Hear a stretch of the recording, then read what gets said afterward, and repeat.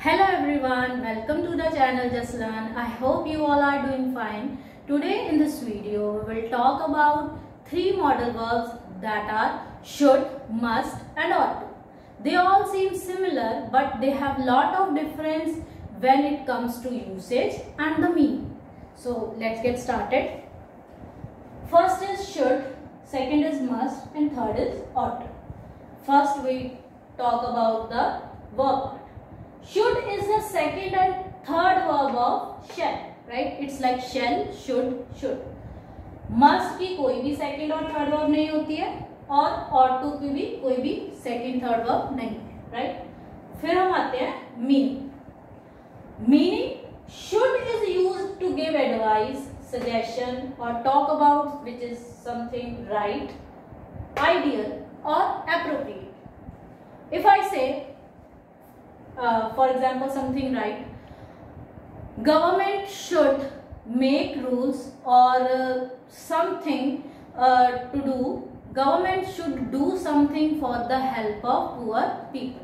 अब गवर्नमेंट करे ना करे, अब गवर्नमेंट को करना चाहिए, राइट? शुड का मीनिंग है करना चाहिए, it's a something which is right, पर ना करे ये गवर्नमेंट की मर्जी. Advice, you should leave your bad habits और you should leave your bad company.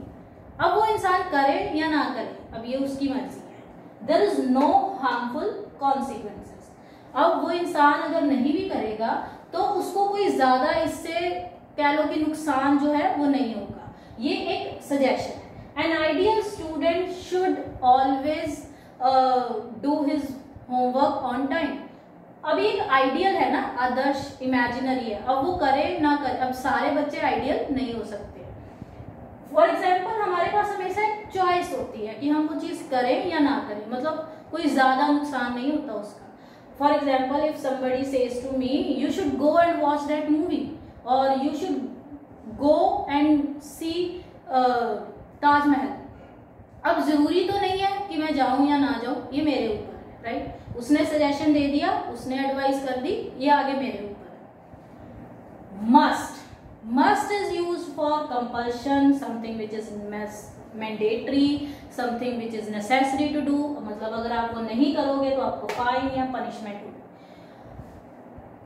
For example students must attend there classes. अगर बच्चे नहीं करेंगे तो उनको लास्ट में फाइन पड़ेगा, they will be find. We should follow the traffic rules. अगर हम नहीं करेंगे we will be fined or punished, right? हमें कोई भी गवर्नमेंट के रूल नहीं तो we must not right कुछ भी कह लो कि हमें we must not break the rules made by government or we will be punished for that. Next होता है इसका यूज एक हम करते हैं श्योरिटी के लिए. श्योरिटी क्या होती है? कोई चीज अगर हम ये कहें कि वो हम प्रेजेंट में भी करते हैं और फ्यूचर में भी पक्का श्योर है कि वो ऐसे ही होगी, या श्योरिटी है. मतलब for example I have ordered something on Zomato, right? The delivery man must be coming with my order. Must be and sure है ना कि वो आएगा ही आएगा. Other example if somebody ask me कि मैंने ना तुम्हारे ये वाले स्टूडेंट से कॉन्टैक्ट करना है, so can you tell me कि वो अभी कहाँ पे होगा. सो आई वुड से या he must be at home. Why? Because I know schools are closed. और तो वो घर पे ही होगा, तो हम यहाँ पे मस्ट लगाएंगे कि मैं श्योर हूँ कि वो घर पे ही होगा. मस्ट में हमारे पास चॉइस नहीं होती है. कंपल्शन वाले पार्ट के लिए हमारे पास चॉइस नहीं होती है, मतलब हमने वो चीज हमें करनी ही पड़ती है. अगर हम नहीं करेंगे तो प्रॉब्लम हो जाएगी. ओके. ought to दो चीजें के लिए यूज होता है. एक होती है फॉर्मल लैंग्वेज, फॉर्मल राइटिंग या स्पीच में यूज होता है. हमें शुड या मस्ट की जगह ought to यूज करना चाहिए, राइट? और ऑफिशियल लैंग्वेज या कह लो जैसे फॉर्मल लेटर हो गया, फॉर्मल एप्लीकेशन हो गया, फॉर्मल एसे हो गया, आर्टिकल हो गया. दूसरा होता है नोटिस हो गया. दूसरा होता है मॉरल ऑब्लिगेशन. मॉरल ऑब्लिगेशन क्या होती है? जैसे हम ये कहते हैं ना कि honesty is the best policy, या वी शुड फॉलो, हमें कहना चाहिए we ought to follow the honest path. जब हमें किसी को मॉरली एडवाइस करना है, ठीक है, तब हमें ऑट टू यूज करना चाहिए. For example if I say we ought to respect our teachers, right? मतलब ये मॉरली सही है, राइट? कोई भी we ought to speak the truth. लोग यूज करते हैं we should speak the truth, but we ought to speak the truth. वो करेक्ट होगा moral, क्योंकि ये एक moral, हम कह सकते हैं कि morally ये करेक्ट है, तो moral obligation है, तो यहाँ पे हम क्या लगाएंगे, ought to. So next we come to the sentence formation part. जब भी हम मॉडल अपने सेंटेंस में लगाते हैं तो हम बड़े सिंपली सेंटेंस बनाएंगे. सब्जेक्ट शुड या मस्ट या ought to लगाया और साथ में फर्स्ट वर्ब लगा के ऑब्जेक्ट लगा दिया. कभी भी हम अपने सब्जेक्ट में अपने सेंटेंस में हम मॉडल वर्ब के साथ सेकंड या थर्ड वर्ब लगा नहीं सकते, वो ग्रामेटिकली इनकरेक्ट हो जाएगा. ठीक है, जैसे you should do it, you must appear in the exam, you ought to respect your parents, right.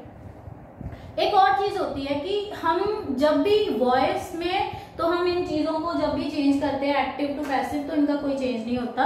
But जब हम डायरेक्ट टू इनडायरेक्ट स्पीच बनाते हैं तब शुड जरूर, जो शेल है वो शुड बन जाता है. फॉर एग्जाम्पल इफ आई से he said I shall do it, तो हम इसका क्या बनाएंगे, he said that he should do it. So that's all about the difference and the meaning of all these three modal verbs. I hope you like this video, and if you find it somewhere helpful in your life, kindly like, share and subscribe my channel. Thank you very much.